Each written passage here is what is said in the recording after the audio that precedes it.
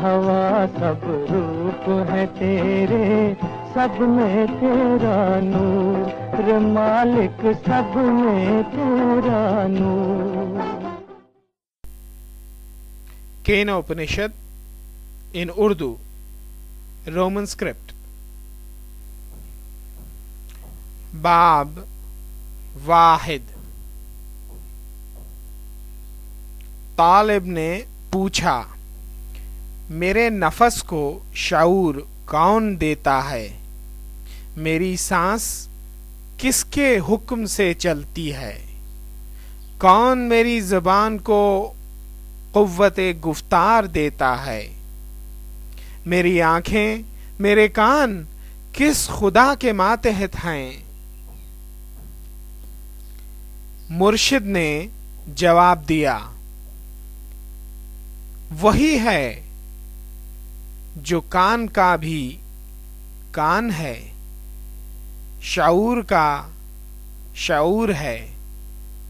गुफ्तार की गोयाई, सांस की सांस और चश्म की बीनाई भी वही है.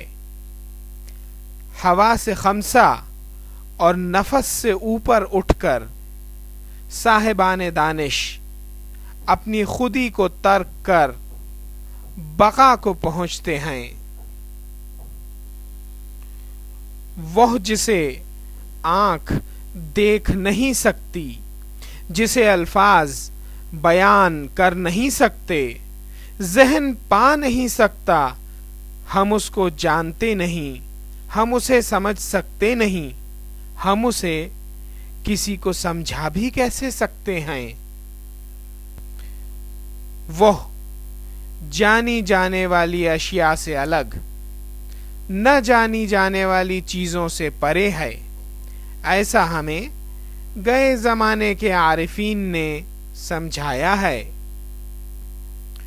जो जबान को क़ुव्वत गोयाई दे, मगर जिस पे अल्फाज को कुदरत हासिल न हो, वही है रूह कायनात.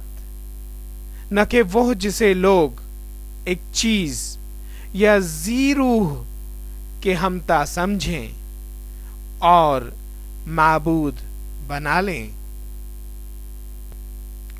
जो ज़हन को शऊर दे, मगर जिसका अहाता ज़हन न कर सके, वही है रूह कायनात. न कि वह जिसे लोग एक चीज या जी रूह के हमता समझें और माबूद बना लें. जो आंख को दिख न सके मगर उसे बीनाई दे, वही है रूह कायनात. न कि वह जिसे लोग एक चीज या जी रूह के हमता समझें और माबूद बना लें. जो कान को सुनाई न दे सके मगर उसको क़ुव्वत सामया अता करे, वही है रूह कायनात. न कि वह जिसे लोग एक चीज या जी रूह के हमता समझें और माबूद बना लें. जिसे सांस की जरूरत न हो मगर जिसकी इनायत से हर जी रूह की सांस चले, वही है रूह कायनात. न कि वह जिसे लोग एक चीज या जी रूह के हमता समझें और माबूद बना लें. बाब दोम. उस्ताद ने फिर कहा, अगर तुम यह सोचते हो कि मैं उसे अच्छी तरह जानता हूं, तो फिर तुम यकीनन बहुत कम जानते हो. क्योंकि रूह कायनात की जो शक्ल तुम अपने आसपास देखते हो, वह तो उसका एक बहुत अदना सा हिस्सा है. इसलिए रूह कायनात पर तुम्हें اور غور کرنے کی ضرورت ہے۔ مرید نے کہا، میرے خیال سے میں اس کو اچھی طرح نہیں جانتا، اور ایسا نہیں کہ میں اسے بالکل بھی نہیں جانتا، میں اسے جانتا بھی ہوں۔ پیر پھر گویا ہوا، ہمارے درمیان ایسا شخص جو اسے جان کر بھی نہ جانے اور ایسا جانے، وہی اس سے واقف ہوتا ہے، وہی اس کو سمجھا ہے جو اسے تصور میں ڈھالنے کی کوشش نہیں کرتا، جو اس کی چاہے صرف معافی الذہن تصویر بناتا ہے، وہ اس سے واقف نہیں ہے۔ روح کائنات عارف کی نظر میں ناقابل ادراک اور جاہل کی نظر میں ایک جانی پہچانی شے ہوتی ہے۔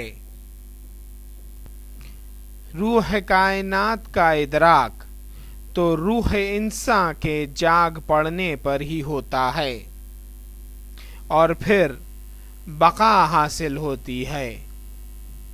اسی میں سچی طاقت ہے، اور علم کے ذریعے ہی بقا ملتی ہے۔ اگر انسان کو یہ سمجھ اس دنیا میں آ جاتی ہے تو وہ سچی زندگی جیتا ہے، اور اگر نہیں تو ایک بڑے کرب کا مقام ہے۔ عارفین نے روح کائنات کو ہر شے اور ہر ذی روح میں دیکھا ہے، اور جب وہ اس دنیا سے اوپر اٹھتے ہیں تو انہیں بقا حاصل ہوتی ہے۔ باب سوم۔ ہادی نے ایک قصہ بیان کیا۔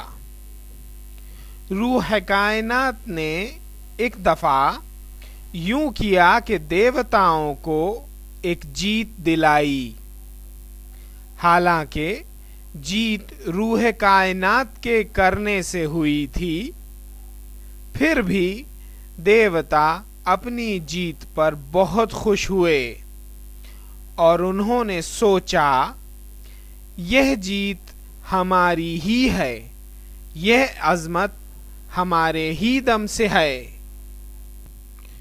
روح کائنات کو ان کی خودنمائی معلوم تھی، اور اس نے ان کے سامنے ظہور پذیرائی کی، مگر وہ اس کو پہچانتے نہیں تھے، اور انہوں نے کہا یہ کون سی پرنور روح ہے۔ انہوں نے آگ، جو کہ ایک اہم دیوتا تھا، سے کہا، اے عالم کل، جا کر پتہ کرو کہ یہ پرنور روح کون ہے۔ آگ نے کہا، ضرور۔ To be continued.